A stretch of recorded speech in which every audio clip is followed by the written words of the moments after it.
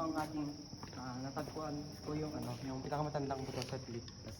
Ang taon niya po is 134,000 years po.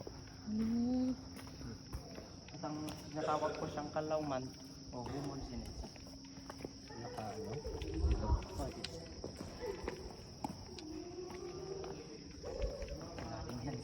Ay, dyan siya natagpuan. Apoy nung kayo po nila.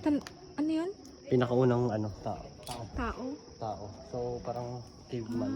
Opo, caveman po. Dito po siya nakalagay. Okay. Dito po yung mga example ng natagpuan. Ito po yung mga natagpuan dito sa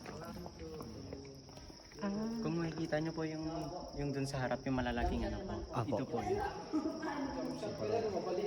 Ay, sa mga eto, yan yung natagpuan dyan. Nasaan sila nang nakapreserve? Yung mga buto niya? Sa Manila po, sa museum. Oh, musik. Oo, doon kasi. Dapat may replica lang sila dito. Danig. Dito picture ka dito.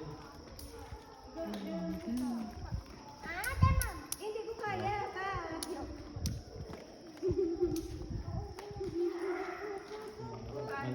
Mara mo sir mga hindi ko mo maayos. Yung sinatang kukunin ka lang lagi. Ay, ganon? Oo, pero wala kayo, hindi nakita yung araw.